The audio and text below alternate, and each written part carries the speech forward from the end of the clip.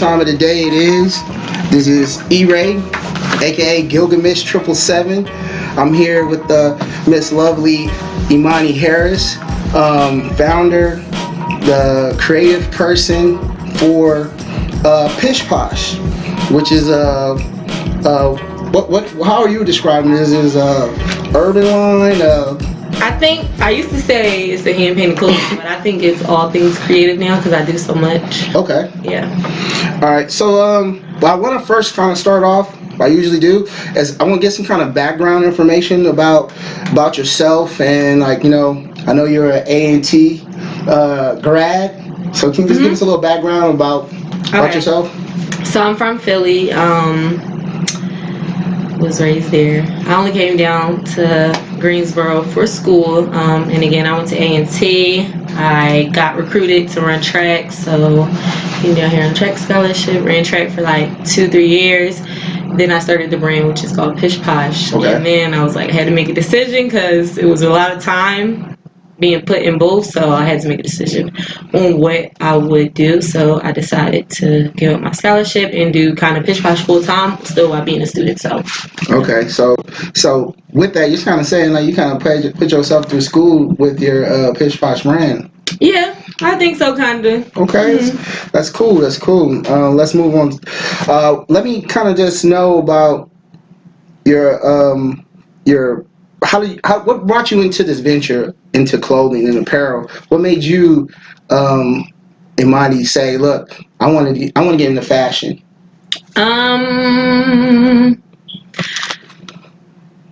Growing up, like I can't go to my mom and be like, hey, can I get this out the store? So it was kind of like I started thrifting a lot with the best friend of mine. Her name's Amy.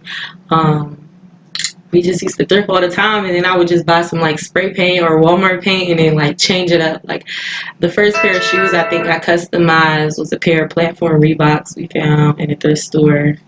And yeah, then it got to Dr. Martens, just doing forces and stuff. So I've always kind of like been like painting on my clothing to make it kind of new. Like I have this one pair of boots I threw on my thing, but I wish I never did, but I used to change the color to them like every other day, like to match different outfits. Yeah. I mean, I think we are. Cause I know people try to say crazy stuff about me because I'll switch out my hats. If I got a burgundy hat, I gotta find a burgundy shirt or rock some burgundy shoes or something to go with it. So yeah, I like that. And then I kind of talked about like what do you classify your style as? Streetwear. But then it's like I like wearing heels. Yeah, I got more streetwear. Like, more streetwear? That's what the brand more is. But my style, yeah, I like wearing heels a lot. I like being like, walk into the room, spotlight. Okay. Like, okay, what you think she is? Like, no, I feel you. Yeah, that's you straight. You stunting on them. Yeah. You know what I'm saying? I feel you. That's cool. But like when we talk about that and your style and everything like that, like urban wear, like do you think that there's a place for just being regular wear? Because I know a lot of people, we talk about the crossover and stuff like that. You know what I'm saying? And then people coming into our communities and seeing the way we rock stuff and things of that nature. You know what I'm saying? Then it becomes something different. Right. But you know what I'm saying? So. Like for me, I wouldn't classify yourself as urban. Where classify yourself as just a fashion. Everything, yeah. You know what I'm saying? I know.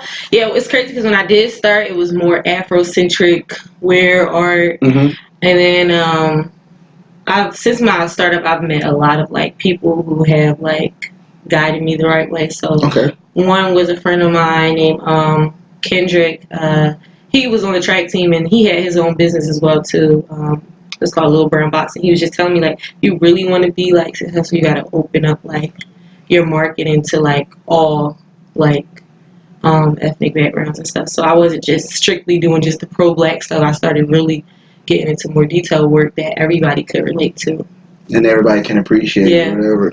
I mean, and for me coming in and maybe a little older, and I'm looking at you younger people doing your thing. Y'all inspiring me because y'all unapologetic with it. Y'all come straight, you know what I'm saying? No, yeah, it's just I love being on social media, even though people say, oh, people be on Instagram too much. I just love, because I make sure I follow all the people that's just really moving. Like, and it's just so amazing that you can actually see it now on social media, how many people are just starting up business, like high schools. I've met this past year so many high schoolers, and I'm just like, wow, I wish I started in high school, not in college, because I was paying them, but I wasn't selling my works. But just yesterday, I met this girl named Destiny, and she's like customizing sneakers. She's only 17. Like, she gifted me like a pair of like Vans and stuff, and it was just so dope. Like, to see her at that age, and like even my upcoming show this weekend, I have like 2 designers on it, and they're both 19. And then they be like really going hard with it, and I'm like, dang, I wish I would have done that sooner at your age. Yeah, and that's cool because like even like when I first met you, maybe like saying when I reached out to you was at a pop up, and it seemed to me like they're coming more and more readily available to people, and one of the things that I'm looking into doing is making it where even though we have social media and you have followers and whatnot, how can we make it more available to everybody? So like you can get it popping. Like you do a pop up here, people in New York can know that you're doing a pop up. True. And that's where I kind of want to get. And like even when I went there too, and like you talk about the youth, there was a 16-year-old cat there that he had like it was called Plug Love, and I was like, yeah, that's real nice. You know what I'm saying? What he doing? So like I said, like the whole movement and everything, that was really cool. And then so we kind of talked about classifying your style. We talked about some of the things about what inspired you, but I want to get into like people who may have inspired you. As far as like I know you talked about the guy Damon John. Damon. Doing cross color and stuff like that. Like what did he do to inspire you and inspire Pish Posh? Okay, so I love Fubu. Okay. Damon is the creator of Fubu. I had the opportunity of meeting him and actually pitching my brand to him, and like I just loved his vibe. And I also after pitching to him, he had a speech at A&T where he just did this 2-hour just time lapse from his beginning of starting up, wanting to do it, sewing with his mom, like hats, how he went out on the corner, like getting it to like people, selling them, like making sure he was in front of stores just selling it in New York, and then how he made sure he was kind of like stalking LL Cool J to get him to wear it, and then once LL wore it, then everybody in the music industry started wearing it. He shouted out in the song, and I just like I was so like inspired on like how motivated he was on making sure he got it. Like he didn't sell out so early as far as like getting another company to come in to back him or anything. He just made sure he was just up every day, like making sure he was getting it to him and stuff. So he was just basically he was on his grind. And even now to this day, he has just so many different things that he's doing. And I've seen that a post that Fubu is relaunching, but they dropped like a capsule collection with like Urban Outfitters like a year or 2 ago. And it's just amazing. Like he's doing so much more. And he's on Shark Tank, investing in so many different things. Like his network just keep going up. I want to apologize to David too because I said cross color. I should have said Fubu. I don't know what my mind was. So hey, look. I'm straight sad for that though. But like you said, he did inspire you. And then at what point did you know? And then if you can kind of tell us what does Pish Posh mean and what does it mean to you? And at what point do you feel like you're going to be in the future or now where you're going to be that Damon to someone else? I don't even think it's in the future. I'm trying to like really be that now. Like it's so important to me because like I want to be a designer, but like and stuff.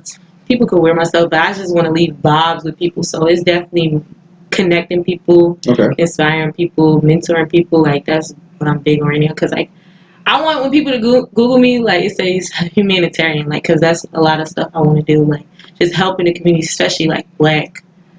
All different types of people, not just artists, designers, and stuff like that. Just kept connecting people. Like so many people come by like my house all the time just to just get like just wisdom or like just different things on how to build their brand, and I help them because I'm really good at marketing and like branding. Like I literally like when I did start, I didn't know what I was doing, but I knew the exact ways to like maneuver it to make it as big as it is today. Like from when I started up, I just be looking at it back like wow, like. I was very antisocial when I was on the track team. just hanging with athletes, I was not, because being up north, Philly is like, you don't really, how A&T was, you just walk around, smile at people. That was not me. Like, I'm like, Well, I I don't think know it's. you. I kind of think it's like a southern thing because like I'm from the Bay originally. Mm-hmm. I'm from Frisco, so like when I moved to the South, I moved to Mississippi on the Gulf Coast, and like people would wave at us, and I was like, "Mom, you know them?" She was like, "No, Yeah. this is Yeah, Southern right. It's so hospitality." funny. I Yeah, just had to adjust to that, but it's been good. And since I did start being open into people and network and really pushing it, it did become where it's at now. And like now I'm like just doing it full time. Like, and then yeah. that's another thing. I studied law in school, so I wanted to be a lawyer, like debating and stuff. Okay, okay. But now it's just like I'm just traveling, meeting different people, and it really is like a good thing because like besides, and that's why I try to tell people a lot as well. Besides like being able to make money with doing it, I really just like genuinely doing it. I don't have to make money to want to like be a creative or just want to work with other people and helping them like build up their dreams and stuff like that. Yeah, that's cool, and that right there, that's the energy I love. And when I Mm-hmm. talked to you and you were like really open, even to do the podcast with me, you were really open about it and whatnot. And I was just like, man, that's really cool. And that's what we need more of. And like when you kind of touch on some other stuff too, I was like, it kind of reminded me of the late Nipsey Hussle. Mm-hmm. Like you're saying, you want to help other people, and that's kind of why I liked his movement. I love this movement. You know what I'm saying? And I feel like you Nipseying it out here in North Carolina for us on No, this yeah, East Coast. it's funny because I guess everybody came more together because of Nipsey passed, but I didn't know he did so much. But a person who motivated me like to be that person of just being in the community, making sure everybody's like connecting, like just doing more for people was like my mom because she's just a loving person, and then Tupac. Like Okay. I used to be in my room all day, listen to changes, like just all his like interviews of just talking about like being like the voice for the people and just connecting everybody like and stuff. So yeah, like even if it's not just business oriented, like just connecting people like on different things that we need in community, like mental health, just bringing awareness. I meet so many people and they're like always telling me these stories, and I just be like, wow, I want to help you get whatever like through whatever that you're going through, like. So yeah. So that's super cool. So not only are you a business, you know what I'm saying, you got the business, you got the fashion, you know what I'm saying, you also, pretty much a philanthropist at this point. You know what I'm saying, you're doing your thing. Getting there. I feel like I got to do some more work. Like, yeah, I'm working right now. It's like I've had a lot of events back to back. It's like past 2 weeks, but I need to be out there more, like hands on, like really doing more. I don't feel like I'm doing enough. All right, what kind of things you know what I'm saying, because that's really strong coming from someone in your position to saying that, like, because I mean we can get kind of caught up in the grind of trying to get money. Mm-hmm. And you know what I'm saying, ain't nothing wrong with that. You know what I'm saying, everybody out here need to be out here on the grind. But you know what I'm saying, that's really cool that you're saying that you want to go out and help people. Mm-hmm. You know what I'm saying, and like how do you figuring that into a time frame or schedule? Yeah, it's kind of complicated, but I'm gonna make it fit. Like that's how it was during undergrad. Like I'd be like, dang, I'm gonna get this done and this done, but it's like just putting in that time, like lose sleep. An idea I came up with one of my seamstresses is when I was in high school, I got my dress from AliExpress, like China, like I feel you. I couldn't afford to, go to a designer in the city or whatever and be all bedazzled out. So I really just was like on a budget, and prom is like a meaningful thing to people. So like what we came up with this idea last week is like we're gonna do like a prom giveaway of like making some dresses and like giving it to certain people who can't afford it, like. That's super dope. Yeah. I mean, look, I can't even be mad at you. Like I said, I love the energy that you got, and everything. And I just like, saying, as far as right now, what I want to do, because, saying, I already think you're such a great person. I want people to kind of see what you have available and stuff like that. I left everything downstairs. You left everything downstairs? Oh, my bad. But it's okay. I mean, I can tell them. Yeah, go ahead, tell them. So the website is pishposhapparel@gmail.com. No, I'm not at Gmail. pishposhapparel.com. And then my Instagram is at the Pishposh Girl, and it's also Pishposh Apparel. I have 2 Instagrams that I'm running right now. And yeah, it's growing. I've been catering to the girls a lot, but I'm trying to get to plus size and the guys, because the guys be like, we want Pish Posh, but you're not making no guy stuff. So I'm trying to get hands on with the guys. After this show, I'm like strictly dedicating a month to just creating menswear. Because you gotta look like the NFL offensive lineman right here with me and my man's. No, yeah, I'm trying. And I'm like, I'm trying to cop something. They do be, and I be feeling bad. People be like, do you have this in the bigger size? I be like, dang, I didn't think. I don't know. I be feeling bad. I'm like, dang, I gotta focus more on making sure I'm catering to everybody. But see, that's what with me, like, I'm not on anywhere on the level you doing. I'm just trying to like get my brand out there too with the Lion Hand Circle. And I know I'm a big dude, and but most of the people who want to get some of my stuff, they like smaller. They're like, man, that's too smaller. Big. Oh, yeah, that's so funny. Because I do like my art and stuff too, and then like I did like a jacket. I did a couple jackets, and then I did one, and I was selling to one guy, and then he was like, well, man, it's just a little too big for me, the jacket, but I love it, and I want something else done. So yeah, that's real cool. But you know, you kind of skipped over something, but you know, because I kind of talk a little bit too much sometimes, but I really want people to know, what is Pish Posh, and where did you come up with that name? The name was given to me. Okay. An old best friend of mine. Okay. She gave me the name. She was like, come out with a brand called Pish Posh. And I just can recount on like how that happened. We was in the Poppy store in my old neighborhood, and I was getting a bacon, egg, and cheese sandwich, and I had like a shirt on that I had painted up, regular, just making stuff for myself. And she was like, you should come out with a clothing line. It looks pish poshy. Like, call it Pish Posh. And I didn't do it right away, probably like a month or 2 later. But yeah, and I just went with the name she gave me because I didn't sit down and really plan out. And that's another thing. You know, most people, they just procrastinate and stall starting a business. Just do it. Like, I didn't have a business plan. I'm just like, oh, so I'm about to go to the store, whip up some shirts, and I'm about to start selling them. Like, that's just really just how it went. And I started out with t-shirts, and I think that's pretty fine. You know, a lot of fashion designers try to come at people if you start out with like t-shirts and stuff, but I started out with t-shirts, and now I'm making everything. Like, and I think it's kind of fun. And it goes back to just not having, like, you don't have to have all this money in your bank account or invest it right away. Like, literally just work what you have and make it work. Like, people going to support either way. And that goes back to people going to support just so you want a creative aspect and just off the vibes you give. Like, some people may not even want that specific design that I may have at my pop-up shop that day, but they just, I just want to buy it because I just want to support you because you just so like it. Yeah. So yeah, you definitely have a great personality, and Emani, like, you've been really great. Thank you. I don't even know, like I said, I talk to my people all the time. Like, I'll be letting them know, like, hey, I want to invoke Black excellence. I want to talk to people who are doing things and pushing the culture forward. You know what I'm saying?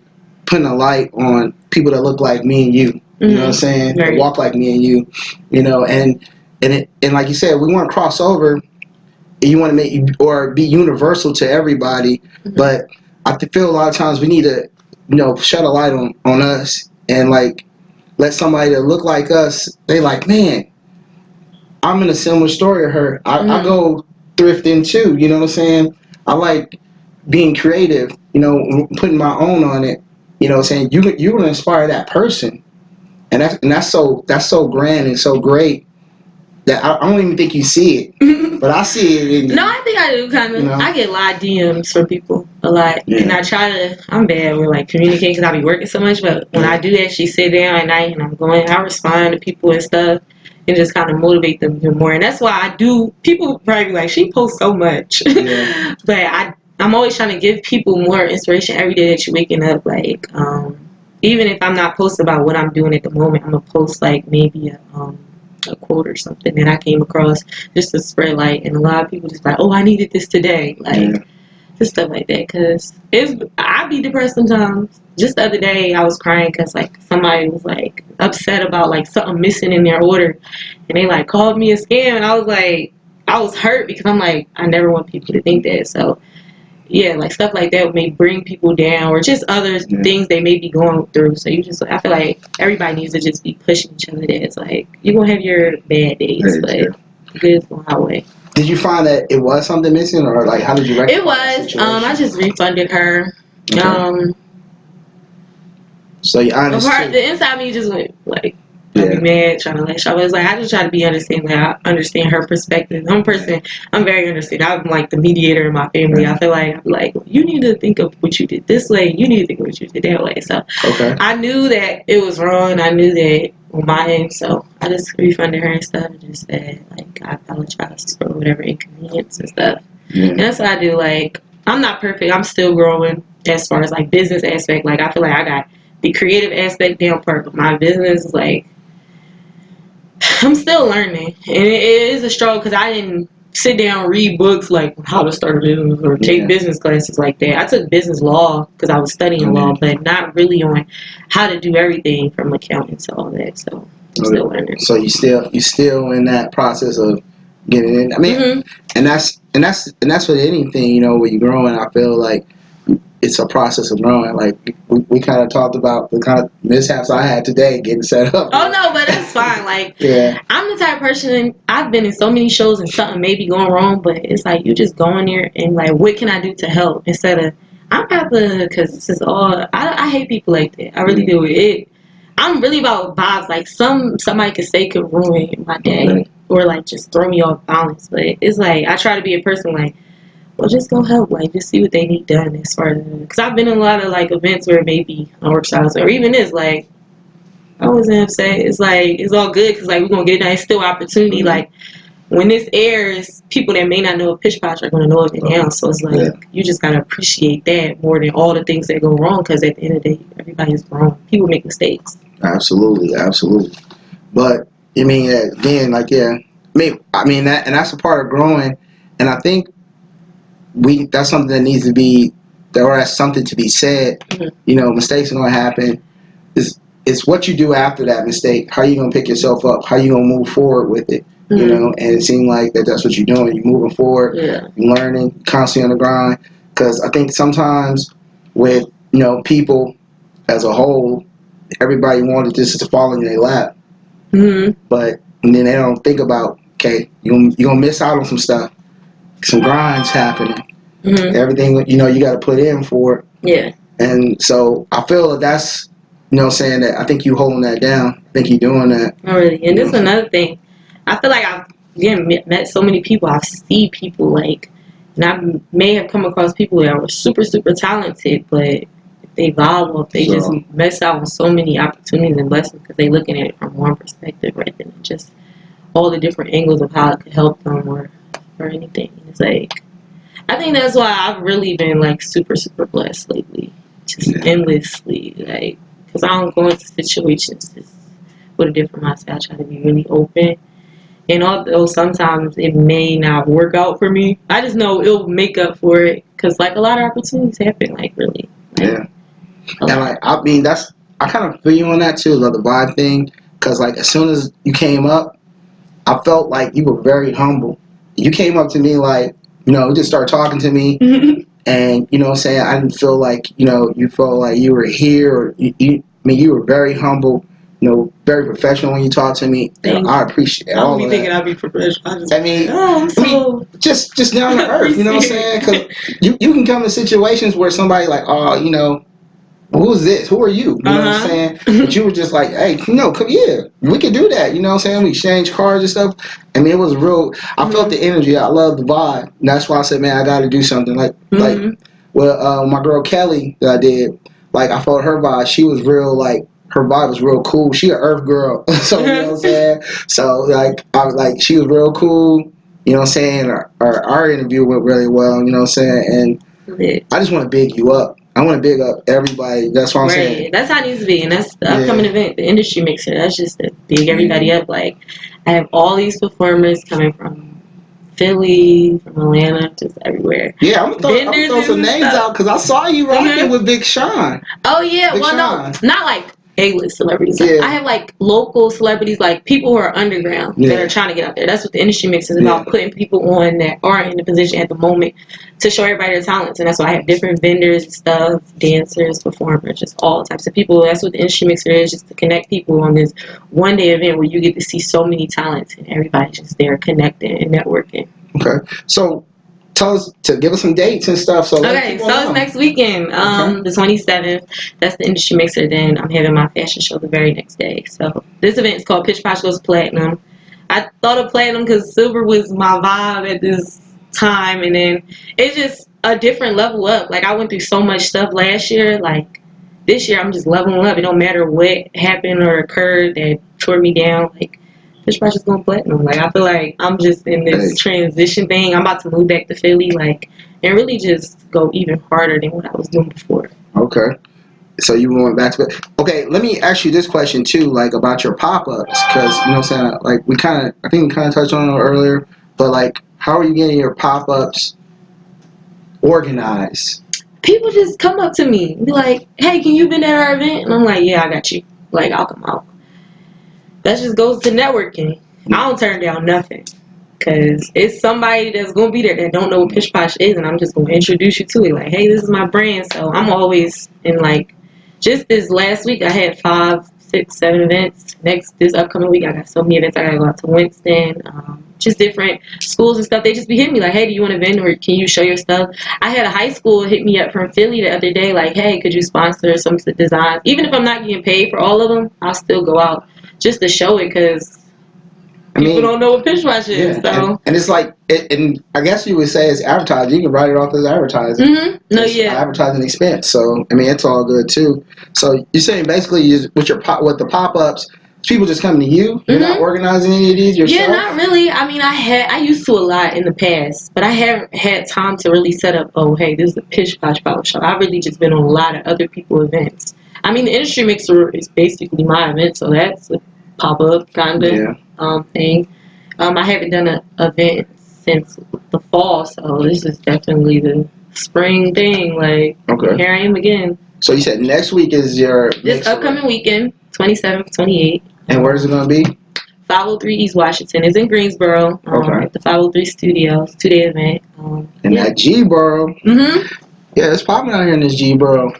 But my man's over here telling me we're gonna wrap it up. We're gonna still continue to talk a little bit, you know, as far as just the visual thing. But what I want to do again is I always try at the end. I try to big up people I'm with. I want to thank the people who, like yourself, Emani, that's pushing the culture forward.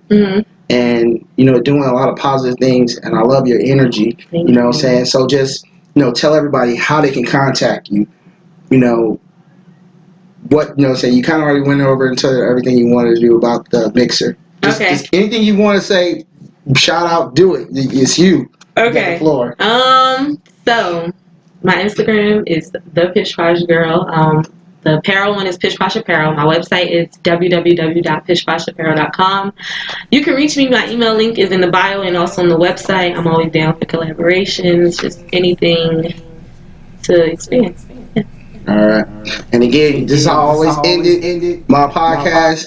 I always say, you know what I'm saying, whatever walk of life, whatever spiritual belief you have, whatever you're going through, always stay positive, keep it moving, and know that, you know what I'm saying, tomorrow gonna come.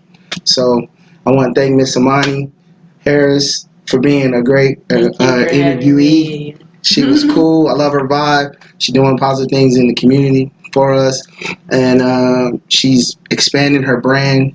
You know, she's doing a lot of great things, and I just want to thank her, give her a big up. You know what I'm saying? Because she inspired me. You know what I'm saying? So you never know who will inspire you, what things can inspire you, and I just want to thank her. And thank you. You know what I'm saying? We out. E-Ray, Gilgamesh, 777. Lionhead Circles did. Fireside Chats. That's how we do, baby.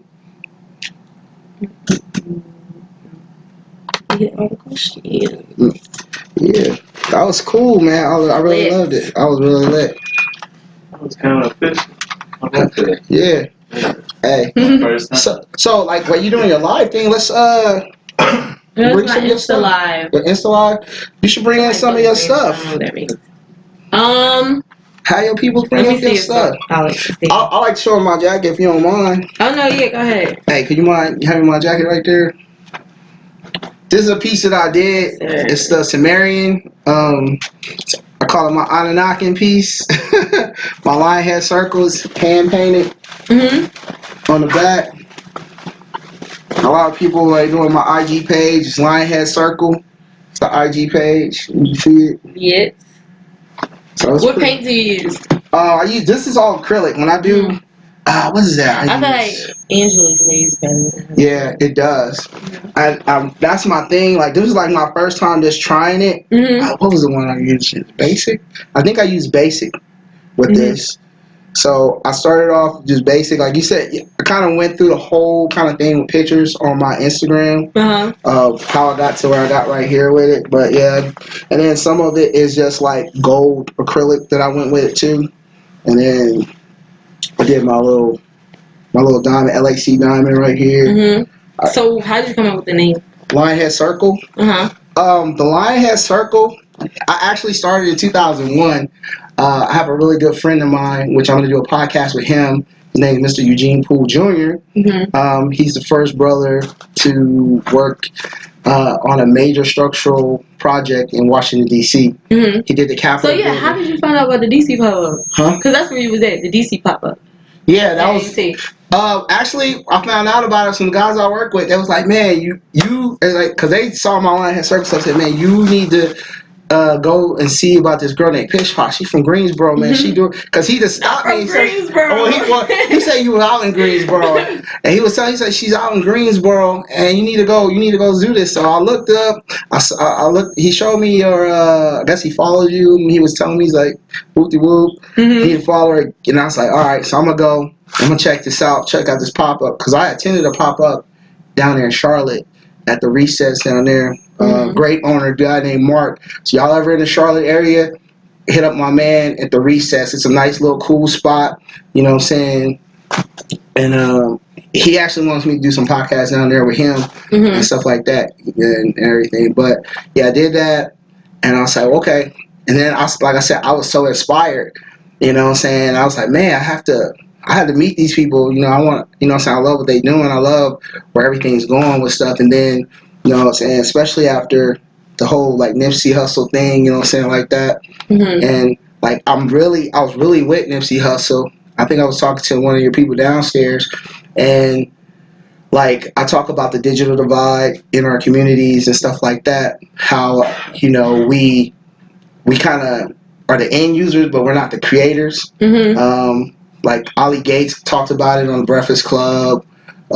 We had other people. You know what I'm saying, I got friends that are doing coding and stuff or in the computer. It's so crazy because I have a friend, her name's Caitlin. She was telling me to come in at this convention where it's like all the black cyber people, like all the people who like they call themselves hackers, where they are actually in the tech world type thing. She said it was going to be over 1,000 people. She's like, and they're all black. She was like, we really have this whole community that people don't know about.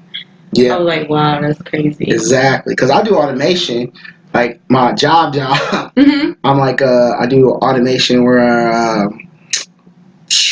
like I work on FANUC, Toyo Puck, PLCs, stuff like that. And so like a lot of us don't know about these different things called mechatronics. So they can get into mechatronics, you know what I'm saying, stuff like that. And because everybody not gonna be a Jordan, right? You know what I'm saying? Everybody ain't got mad handles. So really? You know, and you might have a temperament to being a coder or working on something like that. So yeah, but I've always been into art. Like I said, my friend Eugene, went to Memphis with him. This was probably like 2001 or so. I started the Lionhead Circle brand. I did some shirts and stuff like that, and then I kind of fell asleep on it for a little while. Life just started happening. So then just within the last year or two, I just kind of like not enough hours in a day to get all the things I want done. I feel the same way. Like I really want to do like films. That's another thing. That's why I said it's kind of all things creative because I'm really about to put those. Do you ever watch these little skits called like I started watching Big J. They from LA. It's like a gang of them, and they do these little skits, and like that's something I'm kind of thinking about wanting to get into a little later too. Possibly doing that. Well, not probably skits. I guess I like to direct more say because I'm a big fan of Spike Lee, Alfred Hitchcock. Like I just like. Oh, you want to do some Us or Get Out kind of stuff? Like I like I just like the art in that of showing different things on the screen, like how you lay it out, how the camera angles and stuff like that. Like the cinematography of everything. And I be trying to do that with my little commercials and stuff I be making. I've seen the commercials. Like, hey, look, they was straight lit. That was fire though. That was real federal. I was like, man, that's federal. I like that. I like that. It kind of reminded me kind of a little throwback of like some kind of 80s, but then like you brought it like to the 2019. That was so cool. I loved it. I loved it. Yeah, I be trying to like dip and dab in it. I don't be having no time. Like I want to do more. And even for like other people, brands, helping the brand and stuff, just little small things. Now, I did talk, like, I watched this documentary or a little, I guess, interview with the guy who does, like, who created Spawn. And he was talking about something that I thought was really interesting. He was saying, like, everybody has a certain amount of balls to juggle. And he said he found that his was, I think he said 5. He said he tried to do his 6th thing all together, and then all the balls fell down. Do you feel that same way? Like, if I was to do a lot of stuff, it would crumble? I don't think. I was like, I don't know. It's just having good faith. Like, no, lately I've been like, I'm not going to be a maybe person, or I hope, or just saying bad things. I listen to Dick Gregory a lot, too. Okay, yeah, that's my dude. He always used to say, like, when you say certain things, you're telling all the cells in your body that this is what it is. So I like to say I'm powerful, kind of. I can do whatever that I'm saying. Oh, I'm gonna get this done. Like, and I think it really would happen. It's just making it happen. A lot of people be like, "Oh, you might be overwhelming yourself." Like, no, I'm not. You're putting it out in the universe. You know what I'm saying? I'm gonna get it done. I may not get it done right away, but I'm gonna make sure and strive that I'm gonna get it done. Like, I feel like life is too short to be like, oh, I'm not going to overwhelm myself. It's like, I want to do a lot. And I'm going to try to do a lot before I leave this earth. So it could be left here, like, of all the things I did. Yeah, that's cool, man. I mean, like I said, it's always awesome. It's always awesome to like, you know what I'm saying, just network, you know what I'm saying, build with somebody, you know what I'm saying, and, you know, maybe possibly in the future we can do something where we, you know what I'm saying, combine the Lionhead Circle, Pitch Posh, you know what I'm saying? Let's do it. That'd be cool, you know what I'm saying? You know what I'm saying? I definitely love the pop-ups. I think that's real cool because it gives somebody an avenue, and like you said, you didn't start off with a lot. You know, nobody really had to start off with a lot, but you know, you can get it done. I think pop-ups are very good now. Like, after I met for the Big Strong Opportunity, we sat through a 2-hour panel, I think, and there were like different influencers from like different Detroit designers to like Puma creative directors, and one of the Puma creative directors said that for millennials now everybody's on their phone, so the storefront is not really worth it. The pop-up shops and the online is where everybody's at and love it. So I did want a storefront at first. I'm still kind of thinking of it because my dad's trying to persuade me. I think it still would be good, but I'm more focused on online. And the pop-ups, I like to be able to just pop up in the city, like. And even now, like, not just pop-up shops, but like pop-up paint with Pish Posh. Like, last summer I traveled to different cities to do like paint with Pish Posh at the park. Okay. Where I just set up a location. That's super dope, man. So this year, next year you do, definitely invite me. I want. No, come, yes. Yeah. I'm trying to figure out my next date for the Greensboro one. I'm gonna do Greensboro first. Okay. But I made a post like 2 weeks ago, like, hey, what city should I come in? I got so many problems from all over. They just like, come here, Seattle, Wisconsin. This is like all these random places. But like, I'm definitely going to more East Coast. Yeah. Hopefully I'll get out soon. I definitely want to hit up Houston. Like, but you gotta ride to the west though. You gotta ride to the west. I haven't been out LA yet. The farthest I've been ever is Texas. You gotta hit Southern Cal, you gotta hit Northern Cal, because art scene there is ridiculous too. I've been talking to my cousin out there, he in the town, and you know what I'm saying, it's ridiculous out there. That's my next stop too, to be in, go back to the Bay and like, you know, touch ground. No, I haven't been there yet. Hopefully I get there soon, by the fall maybe. I just wanted to see how it is. I've heard a lot of good things, but then also bad. What about Cali? Yeah. What you mean? Like, a lot of people just say they got like scammed or just different stuff. I hear people's stories of like them moving out and stuff there. Hey, I'm gonna say this: Cali's great. Don't kill me, Cali. I love y'all. Cali, great place to visit. Like Biggie said. Me personally, I grew up there. I loved it there. I grew up on the Gulf Coast. I love the South. I love this East Coast. I like this East Coast South kind of mixture that we get over here. Because a little north. I like it's alright. The South alright, but I love up top. You love up top? Like it's just a different people. It's more go getters. They're more hustlers. It's like me. People think I'm just so like wow, but it's like I'm a normal person when I go up top. Because everybody's grinding as hard as I am. I feel like down here's a little more slow. Lower. So people just like, wow, I can't believe she's doing this. But it's like, it's normal for me. Do you run into this? Because this is something I run into that like, I know in major cities, there'd be no even problem. It's like, they don't even question it. Like pricing and stuff like that. You know, when people sometimes. I mean, but no, I think that's anybody from anywhere. Some people have it. Some people just may not. Yeah. Some people will spend their last just for like yesterday. I created these 3 canvases early in the morning for that art show. I didn't have nothing done, and luckily some girl was like, I want all 3, and she really spent her last. She was like, all I got is this. Like I worked out a deal with her. It was still good profit, but people really be spending their last for it. Yeah, and she from Charlotte. Well, I like a piece that I did.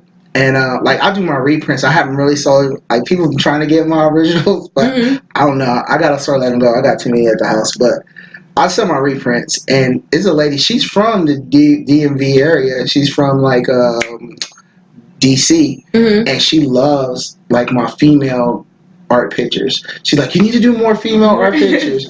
Like I did one where I call her the Zulu woman, and then I got other one where I call it a sister. And she's like, I want the first print, because I usually do 25 prints and I don't do any more than that. I try to have some exclusivity to people who appreciate my art, so I don't want to overflood it. I feel that. I like the little capsule collection type thing. I like doing it too, where it's like I'm only dropping this certain amount, so whoever gets it gets it. And that's why I do a lot of one-on-one pieces, because people like feel like, well, I'm the only person in the world that got this. And I try to make them more as detailed than the stuff that I sell to all. Oh, yeah, that's cool. So like, how many pieces that you still have that you're trying to get out? So much. My inventory is full. But it's old stuff. I'm trying to do new. But so that's why I do sometimes auctions to get rid of the old, or pop-up shops. Mark it down a little. I got so much new stuff that I want to do. I have just so many. I'm always writing down ideas in my notes. They're just full with get this done soon, do that. I get inspired a lot when I'm in my Uber rides. I just be driving. Well, like, not driving. I be in the back of the car just looking out the window, and I just see things that just spark in my head. Oh, you gotta do this, and I might write it down in my notes. It's weird, too. A lot of things come to me in my dreams, too. I might wake up in the middle of the night and write something down I like seeing in my dream. Like, that was a good idea. It's so crazy, but it be happening.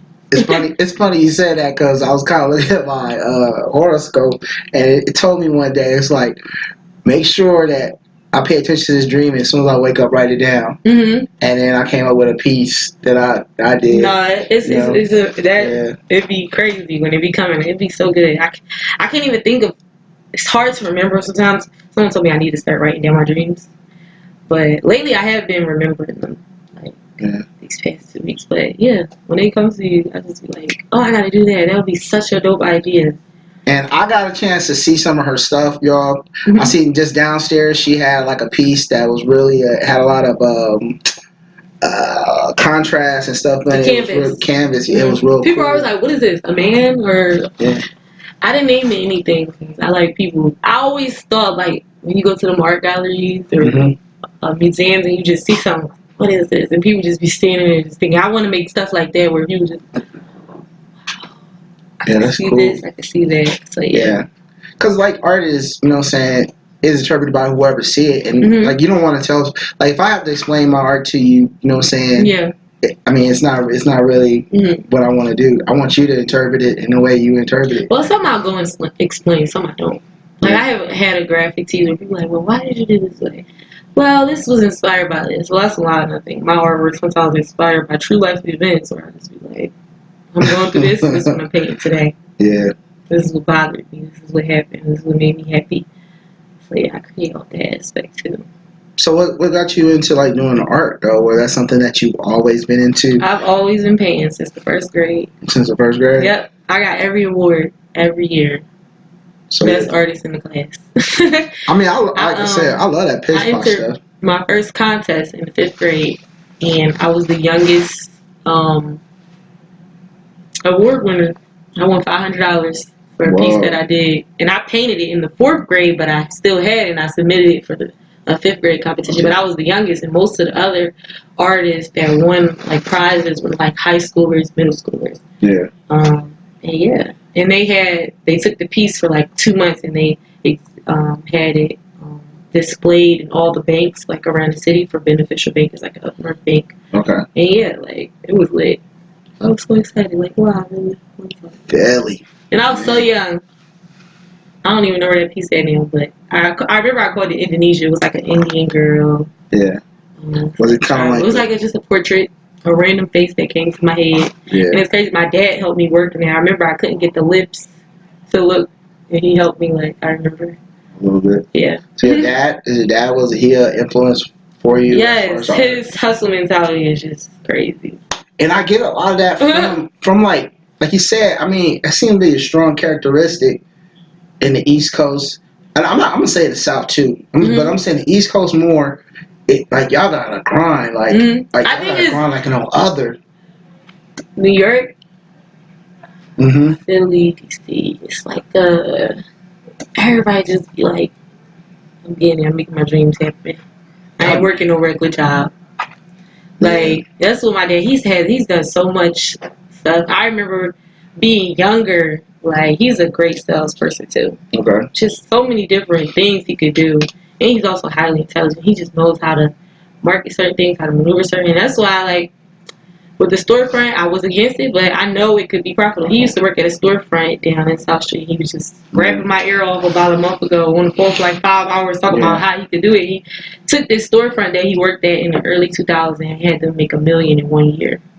That's what's up right there. And I'm like, okay, we're going to go to South Street, same place, and we're going to reenact that. Like, I need Pish Posh to, like, really grow in Philly more, because I started to bring here, so I haven't really braided up north as I should have. So, I'm trying to get back up north. So you think, like, because a lot of fashion comes from New York, and, like, the East Coast influence, I would say in the United States, more of your fashion is going to come from either East Coast New York or LA. Yeah. I mean, but I feel like Philly, it may not be a big population in every city, but every city has different styles and stuff. Oh, definitely. Just like me and my cousin, we always had this debate about Oakland. First of all, I'm from Frisco. We call it Sucker Free, or the city, and then Oakland is the town. You know what I'm saying? So, like, it's like every place is a little different. Like even in New Orleans, and from a little small town, I'm from Pastor Shin, where I grew up, and I'm throwing a name out there. Robin Roberts graduated from my high school. The lady from Good Morning America, she graduated from high school that I graduated, Pastor Shan High. So like, but it was different swag. Like I can tell, like even through the accents from Mobile, Alabama, New Orleans to Mississippi, it's a different accent. Even from North Carolina, different accent. So I mean, everybody got their own swag, but I mean, but for the most part, they use their own swag, but they use the same kind of stuff. Like true. You know what I'm saying? They'll be like, okay, I got Pish Posh. I got the Pish Posh shoes. Switch it to what we doing over here. Yeah. But I see that too. Like I see a lot of designers. They'll go to a region and they'll switch up their designs for that certain region because they know that was popping in that region. No, yeah. I'll go back to marketing because some stuff I may not want to do, but I'm like, I can adjust to what they want. Because they want. Some people just be wanting stuff to say Pish Posh. Yeah. I had a boy bring me his MacBook just so I could paint Pish Posh on top of it. That's super dope. But I mean, that's a good thing. That's a good thing to have. Somebody just wanted me. You branded. You took yourself to a place where you branded Pish Posh to where people just want to, something to say Pish Posh. Yeah. Like Apple. Like I don't particularly think Apple's any greater brander than Samsung. I'm a Galaxy dude. Androids are ugly. Oh man, I'm an Android dude. Yo, I hate green messages. I text people no green messages. I rise with them. I ride with that Android, that Galaxy, that Samsung. But I mean, I'm thinking, but everybody, I see people line around the corners for an iPod or Apple or I mean, they doing it. You know what I'm saying? They build a brand so successfully. Mm-hmm. You know what I'm saying? With jobs in them, they really branded that, and I think that was his greatness in branding something like that. Yeah. I think that we just need more black people really going all the way to the top, all the way. But like one of the things I find in our community, though, I mean, you kind of brought that up, is like, and I think the whole thing what just recently happened, I think it's shedding light on that, like the crab in the bucket or being jealous of somebody. Like, man, I'm like, I see Pish Posh. I mean, I'm looking at it, I'm like, wow, this is what I aspire to get to my next level. You know what I'm saying? And it's a ton of young people that's looking at you. I don't care what walk of life they is. They looking at you right now, really. Emani, they like, man, you really doing it. You know what I'm saying? You really, like you said, you got people just want, you know what I'm saying, to get your name on their laptop or something like that. You know what I'm saying? That's a great space to be in. That's awesome. You know what I'm saying? And we just need to support each other. I think at first it was just like, okay, we want to say don't be crabs in a barrel as far as like people not hating or just saying something negative. People that's doing better.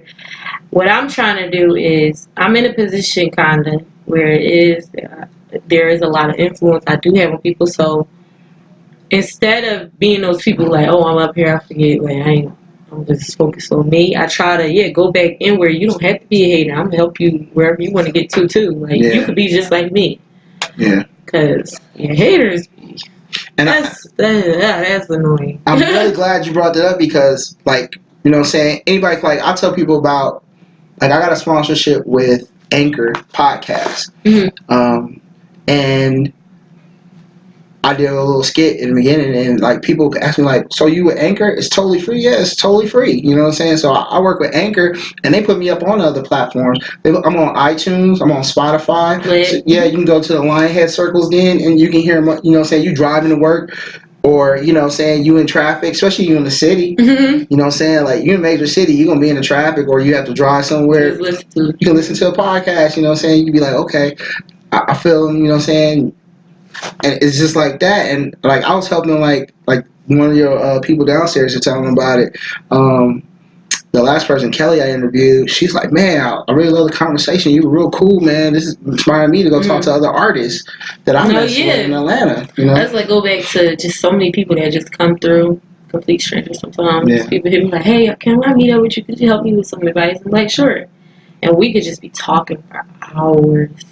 What are one of the main things someone would come up to you and ask you advice? What do you think I should do in marketing? How did I manage with school? Because some of them would be students, but like, how did you manage school with doing the business? I was just like, don't be afraid to lose sleep. Some things I didn't do, I think back now I should have done. So I'll tell them, get a planner, write things out, making sure you setting reminders.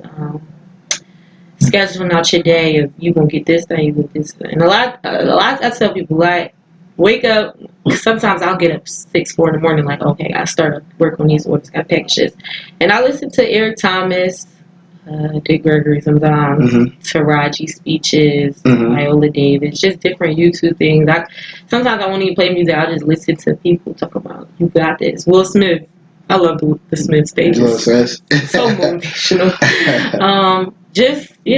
I tell people that all the time. I'm like, just find what it is that keeps you going, and then build off of that. Like I know I don't want to like struggle no more. Like that's annoying. Like I just look back at my childhood like wow, like to be here today doing this, it's like wow. But you wouldn't be where you are now. You wouldn't be the nun you are. True, but I just don't want to get back to that point. Like a lot of people look down on it. Like I used to feel like, oh dang, I don't have this to keep up with these people. I used to feel like, some type of thing. Like I was upset with my prom dress, like thinking back, or just not being able to have what everybody had. I didn't get my first iPhone till college. Everybody had iPhones in high school. I had an Android. Like just different stuff like that. Like not saying that you have to have all those things to be happy, but it's more the fact that people that are struggling, like people just try to belittle you more than what you already are. Like that's why, right, when you're talking to me right now, I'm even feeling you even more as a human being, because like you're reaching so many people right now, but you're gonna reach so many people that's feeling the same way you feeling, like, you know what I'm saying, like, you know, they may, you know, you might have a price point on something that you have later on with your brand growing the way it is, or somebody may not be able to afford it, whatever, but you were inspiring somebody else. You telling somebody you can't. Hey, look, I came from there. I've been there. I've been where you at. So now I'm in a different level, but I still remember y'all. And then, you know what I'm saying, I'm pretty sure you're gonna have some things at a price point where they can achieve or obtain it. Or not even. I think a lot of people just go on the materialistic side, because I don't think I had a bad childhood. It wasn't like what most people had, but I know my mom, she was spending her last paychecks to make sure I was traveling around the country running track, like paying for track meets, hotels. I did Girl Scouts, going up to the Poconos, staying 2 weeks with a bunch of white girls, kayaking, skiing, doing stuff like that. Like, I didn't have Jordans, the phones, the expensive laptops, stuff like that, but I was doing stuff that everybody in my hood wasn't. Like, when I didn't make it to practice, my mom made me running around the block. Like, when she couldn't get us up to practice, like, not having gas money, because like where we would practice be like 40 minutes away, maybe 30 minutes away. But we didn't, like, she would like really make it work. So even though I didn't have that, it still molded me that just make use of what you have and like make it work. And that goes back to how I started. Like, literally, I had $5. Went to the dollar store on Summit, got a t-shirt, some bleach, painted my first shirt, flipped it for $20. From there, just kept buying more.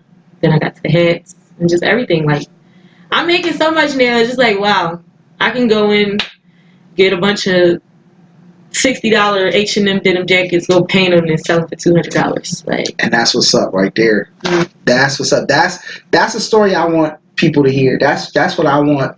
That's when I talk. When I say moving the culture and in a positive direction, because I had this conversation with some people. It's like I'm a square ass cat. You know what I'm saying? People like, oh, he talk white or something like that. No, I feel like I be doing it sometimes. But when I'm talking to my friends or my family, I'm just like, thanks so much. But I guess it's because I've been in North Carolina and at A&T some more. I'm feeling like I gotta be this anywhere.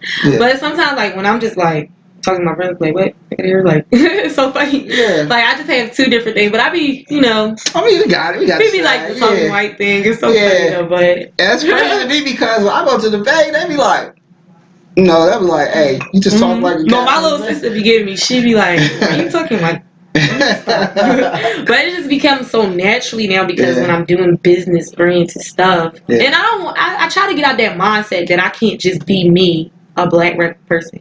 And I did this event last fall. It's called the thing, it wasn't, I can't even remember the name, but it was my Industry Mixer 2.0.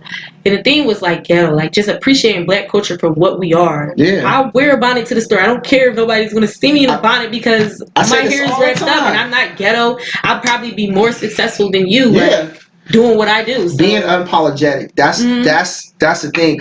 Why are we shouldn't have to be apologetic for who we are. You know what I'm saying? Like, you know, other really, cultures. I just don't think people appreciate that. Like, so I was on this event last summer. It was called Do Rag Fest. And a lot of people just kept saying it was ghetto and it was so wrong for us to be doing a fashion show as a block party type thing. And I was like, how dare you? We made it to the Shade Room. It got so big. And shout out to Do Rag Fest. They're expanding. They doing more festivals. They got so many people that reached out to them, wanted to do it in other cities. And it was just this crowd of black people just like, oh, this is Section 8. This is ghetto. This is ratchet. It's like, how dare you people? Like, what are you doing? Go into those a little bit. Like, what is that? With the show you were telling me about. It's called Do Rag Fest. I was just a vendor on it, and they had me do a runway as well too. So I just put some models and some stuff, casted some models. I had them. I was like, we gonna make this ghetto support like just the idea of our creativeness and just what we do, our struggle, because that's important. Like the lollipops, I had them like doing just like different stuff. The live ended. I'm gonna save it though. Okay. Share it. If I save it, that's cool. It's gonna take forever to save. If they couldn't save, what's okay? Share that. But no, like just different stuff. Like people did not appreciate it. I was so mad. Like I was just going back and forth with people in the Shade Room in the comments. Like, how dare y'all call it Section 8? Like what?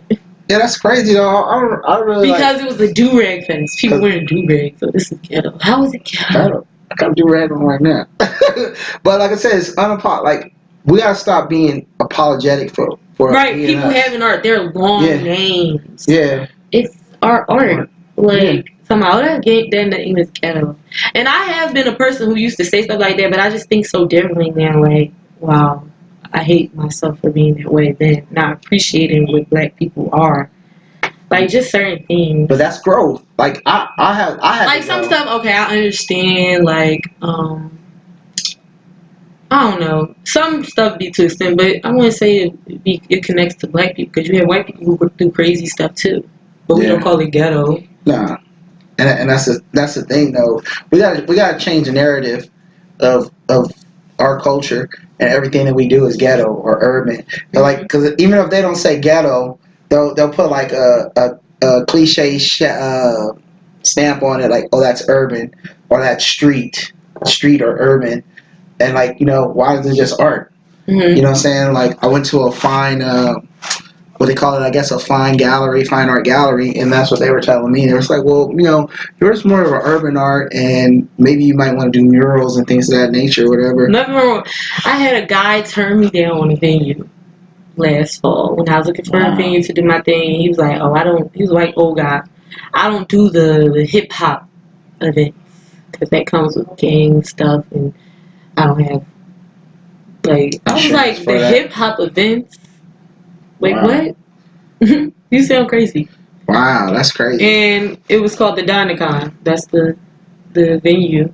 He said that. And it was funny to me because he had just had, what's his name? It was a major 90s rapper who just performed there before. He has the KRS-One. KRS-One? Yeah, he had performed there. So I'm like, okay, that'd be a dope venue to do it in. And it was nice. But he just like, I don't do the hip-hop events. Wow. Like, I was like, okay, you're gonna miss out on money, because I was really willing to pay $4,500 just to have this space because it was so dope. Well, I didn't even follow up. Find me a different venue. It was gonna be a dope event. And my last event was amazing. It was like so many people connected. I went around to the vendors, got recaps. I'm like, how'd you do in sales? They was like, oh yeah, I made so much money. Thank you. They was just so happy. Like, I got a lot of posts after events. Like, thank you for the opportunity. Like, I appreciate it so much. Yeah. That's cool, man. That's cool. But like sometimes, like that's what I said. That's when you mean your grind. Sometimes that's cool because you go through those type of things because, like I said, they make you sharper. They sharpen up your edges and make you, you know what I'm saying. And then it's time for them to eat crow. And like I always say, me and my boy, we got a little thing. We say, "Stay up, Kane," because you know what I'm saying. They're not really staying up. You know what I'm saying? Stay up, Kane. Stay up. I love the 90s. Like, that was a beautiful time. I wish I could go real. It just be in there. Man, I mean, I definitely was blessed to be in, like, you know what I'm saying, the golden age of, you know what I'm saying, the hip hop stuff. I love it. I just love the 90s. I used to, it's so weird, and I'm gonna tell people in my book soon because I want to write a book. Okay. But I used to really be in my room listening to Tupac and crying because I was just so mad that he was gone. I used to be crying in my room by myself, like, who did this to him? I used to try to stop. Who killed him? I would really write down different interviews of different investigations of what was what, try to figure out. And that's really ironic that you said you so big on Pac, because I grew up in the West and I was more like, I love Big. I love lyrics. I'm a hip hop connoisseur. I love, man, Mos Def, you know what I'm saying, and like a lot of people like talk crap about me when I talk about Exhibit. No, Exhibit. I put Exhibit in my top 5, and they be like, "Pimp My Ride." I was like, "Pimp My Ride." They be clowning. Hey, look, they go hard to the paint on me. Yeah, but I love Tupac. I told them, I was like, man. Nas. Yeah. I love Meek. Meek is my favorite at this time being. I like Jay-Z. Yeah. I think I'm gravitating more to Jay-Z just on how much work he's doing in the community too, like behind the scenes and stuff. If most people don't know about. I actually slept on Jay. When Hawaiian Sophie and stuff, I slept on Jay. But like, you know what I'm saying, the Blueprint and everything else, I was like, yeah, that's what's up on the Blueprint. That was what was up. That's what I was into that. I had to go back actually. But then I heard when him and Nas was beefing, like, I was like, wow. Yeah, Nas murking. I read some of the book of when how their beef started was Jay-Z was sleeping with Nas' baby mom. Yeah. Like, why would you do that? Like, I was reading her. She did a tell-all book of how she would be with Jay-Z and then playing with Nas. Like, she's dumb. But, like, you know what I'm saying? I mean, sometimes people do shady stuff, man. I mean, humans are humans sometimes. And you go down like that. And, yeah, I don't know. I don't think they'll ever be. I mean, they kind of beefing a little bit now, though. Really? Yeah. Again? Yeah, they doing like a little silent beef with each other. Cause Nas kind of like shoot some darts about Foxy Brown and Foxy Brown being young, like when he. No, I mean Jay-Z has been coming up in the R. Kelly case. Yeah. And what? R. Kelly case. Yeah. He came up. They say he's being investigated because there was a young girl that was on a tour back early years. They claimed she went down on Jay-Z or something. Yeah. That's it because. When they mentioned it, they also said, but don't be too surprised because Jay-Z had 2 or 3 cases that were closed outside of court, minors type thing.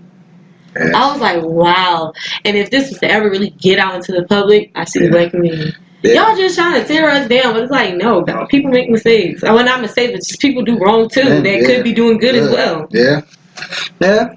It's like the whole Bill Cosby thing. I got my cousin. He ain't talking to me about that. Really? Yeah, he stopped talking to me because you think he's guilty, right? No. Yeah, it's like some of them may have came out live, but the first story was true. The Temple person, him being at Temple, and other people came out. Even Janice Dickinson said it happened to her. You know, she was a major top model too. She worked on America's Next Top Model. But you know, Zoe Kravitz's mom left the Bill Cosby show because an incident happened. I'm trying to think who was Joey Kravitz. She was the light-skinned one that looked mixed, kind of. The oldest daughter? Yeah. Wow. Something happened. But I'm like, y'all want to think all these white women lying. Let's think back into years ago where she left the show because of an incident. Yeah, that's crazy, man. I was like, my whole thing is like, you know what I'm saying? Like, even with, they were like, well, nobody forced her. Like, a lot of arguments I hear from a lot of guys. It's like, you know, nobody offered her, I mean, nobody forced her to take those, but I'm like, the same argument you give about him, what things he did, like being in a Cosby show and... That has nothing to do with that's acting. You still don't know him as a person. Yeah, but... It's crazy, I met him one time. You did? Madison Square Garden in New York. Oh, yeah, Philly, yeah. He from Philly, right? No, he is from Philly. He grew up in my neighborhood. That's where the Fat Albert Story, Richard Allen Project. Yeah. But no, I met him in New York. At Madison Square Garden, I was running the track meet and I won. So he handed me my trophy type thing. Okay. Host kind of there, I guess. Are we throwing names out? Let me throw But nah, you know, I like. Also, like, out of all the people you met, I'm gonna start asking this question.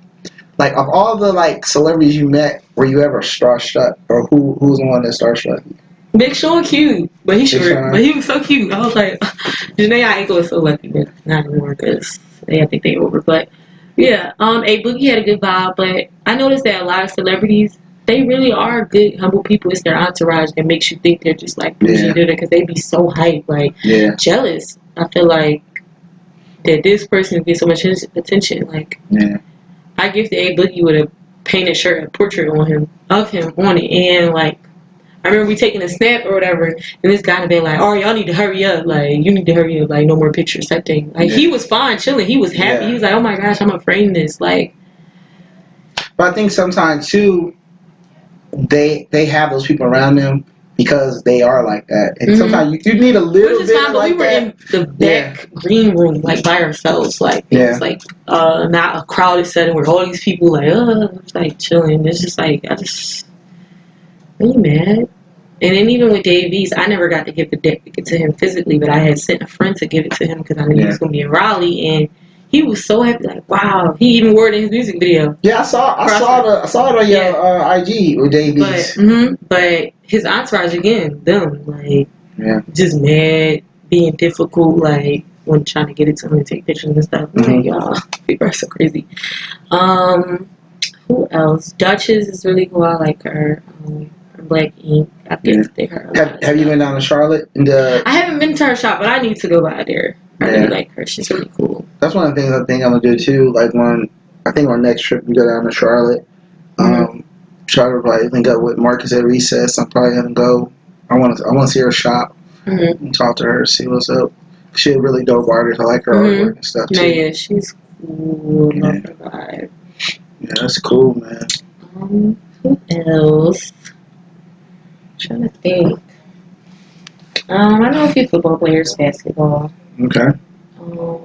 Pretty cool. Are any of those people reaching out to you as far as doing some collabs or maybe possibly? Well, I'm supposed to be collabing. So one of my investors, his name is Montrez Harrell. Okay. He plays for the Clippers. All right. Yeah, we're supposed to be doing some collabs. It's just he's been in season. Yeah. It'll be so hard to reach, but once everything settled down, I'm just gonna follow back up with him and just like we gotta get done. Like he helped me when I was in like a rough patch. Okay. Like somebody had like came in my apartment and like vandalized like all my inventory and stuff. So I really fell behind on orders. Still to this day, I'm behind on orders. Still trying to get out the hole, but yeah. So that goes back to when I was saying like I've been through so much like within the last year, but just keep moving forward type thing. So yeah. I hate the things. Those things happen to the best of people, man. But yeah, keep it moving. Man, oh man. Well, my kind of guy was, because I'm a nerd, George Lucas. I was working in Frisco. Then he's an actor. He's like George Lucas is Star Wars, Indiana Jones, or Lucasfilms. Yeah, he just sold to Disney for like billions. But nah, I met him, and it was crazy because I met him, and I'm gonna talk about him first, and then I met him. I was probably like 18, 19. It was at Metreon. They had just opened it that summer, and I got to meet him, and I was working as an extra where the Wild Things are. And so, where the Wild Things? Yeah. You was an extra? Well, they had like an attraction, and like I was one of the helpers. Like you at the beginning, like sometimes I did a little spill at the beginning when they go into the room, everything transforms. Then you go through the little attraction, push buttons, and all these little stuff happen. This big monster at the end, and then at the gate, I was at the gate, kind of like Chuck E. Cheese like thing where kids would get stamped, so I had to make sure they stamp matched the parent. And this was the weekend before the actual grand opening, but they had a lot of people because it's a Sony complex, so anybody who was related to Sony or something like that got to go there. And that weekend, so George Lucas walked up, and they had kind of told us like, don't interact with them, so you can't talk to them, but they have to engage in conversation with you first. So he comes up, and he starts talking to me. He's like in amazement. I'm amazed at him. He's in amazement of the attraction. Like of everything going on. He's like, wow, I felt like I just walked into the book and we got talking, and I'm like kind of starstruck. And I know it's crazy, but I was like, George Lucas was my dude. And then Charlie Murphy. I met him when I was in Tempe. I went to the Improv, and it was the end of the set of the show. And he walked up to me, and I think he thought I was a weed dude. He was like, hey, you got some bomb? I was like, nah, I ain't got nothing, bro. I ain't got nothing. Oh, man, it was crazy. But he was cool. Because he was actually, he was talking about, like, the Tenderloin, which is a spot in Frisco. It's like a high drug-infested area where it go down, like red light district. And he was talking about, he said he knew he got big when he was in the Tenderloin, and he walked over a bum or something, and they were like, Charlie Murphy, and they went back to sleep. With the Charlie. Yeah, it was crazy. But yeah, that was cool. But yeah. But Emani, I'm so sorry. I forgot. Oh, you cool? I forgot we was recording. Yeah, no, we cool. But I mean, I appreciate your time and stuff, man. You're welcome. I'm excited. Man, this is excellent. I mean, I loved all our time we had and everything like that. Appreciate you giving me your time and everything. And man, it couldn't have went better. I was kind of nervous about how things were gonna go. Why? And then I was nervous. I was like, man, I hope sad. But you just turned out to be such a wonderful person. Man, if y'all don't have Pish Posh, y'all need to support just on her personality and love. I mean, even though her stuff is great, I love her artwork, her clothing, and everything like that. y'all need to hit her up and support her. She really dope, man. She's a really dope individual. Thank you. Really dope. Making me sad. Oh. Whoa. Shout out to The Lionhead Circle. You know what I'm saying? CEO of the Lionhead Circle. We out here trying to do it. You know what I'm saying? Like to say 612 Grove and Laguna, 10 toes down all day. Toes Down. 10 toes down. Thanks. I really do thank you, Emani, for all your time. You're You know what I'm saying? welcome. And I know you're really busy, so I don't want to take too much more of it. So I'm gonna wrap this whole thing up Okay. and just keep giving you love. All right. We out. Lionhead Circle. Bye, again. guys. This is E-Ray, aka Gilgamesh. I'm out again. You know what I'm saying? Peace, love to all y'all.